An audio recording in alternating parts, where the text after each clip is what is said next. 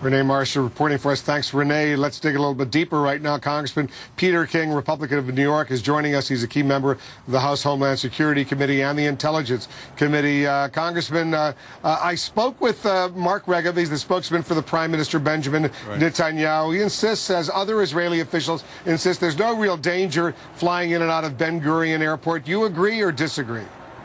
No, I certainly understand where Israel is coming from. I understand their disappointment. I can even understand their anger.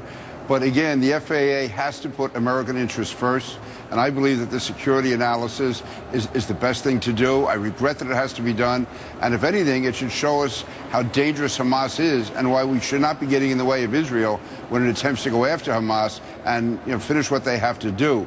So again, I understand Israel's anger at this, but again, we have to protect Americans. I think, though, the president and the administration have to make it clear, as this does go forward, that this is not in any way going to be used as a wedge against Israel.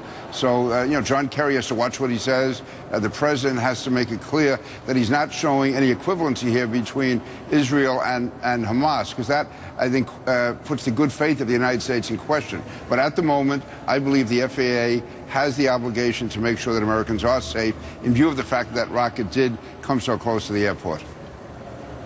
Well, here's a question, though. Based on what you know and you're privy to a lot of sensitive information, was the FAA's decision based strictly on that one rocket getting through Israel's Iron Dome system and landing about a mile or so away from Ben Gurion Airport, destroying that home? Or are there other threats out there that we may not necessarily know about that influence the FAA?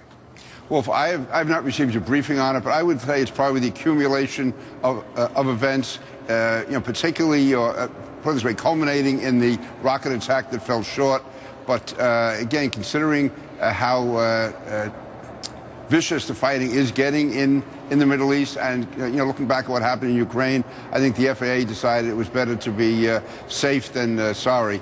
But again, I would hope that the security report is done, or security analysis is done, and if it does conclude that the airport is safe, that flights can resume, because we can't allow Hamas and other terrorists to score these type victories. Again, we have to look out for American safety and security, but we have to also make sure that we're not giving any unintended or unnecessary victory to Hamas. And also, again, I can't emphasize enough how important it is that we not try to hold Israel back as it goes forward against Hamas. And I really disagree with the administration's people, such as Ben Rhodes, who say that Israel has not done enough to protect civilians. Considering the nature of that war, considering what's going on, and considering what happens in any war, I think Israel has gone above and beyond what has to be done, and we should not be undermining Prime Minister Netanyahu as he goes forward.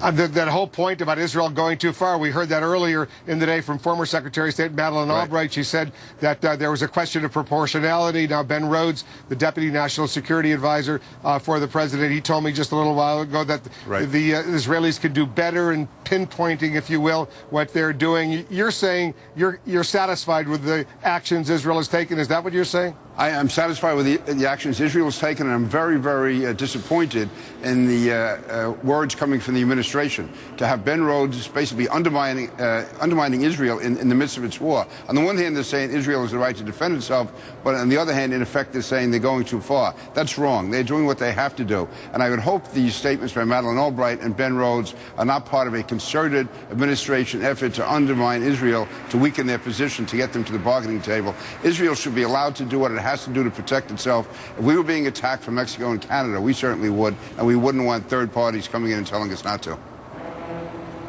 All right, Peter King, the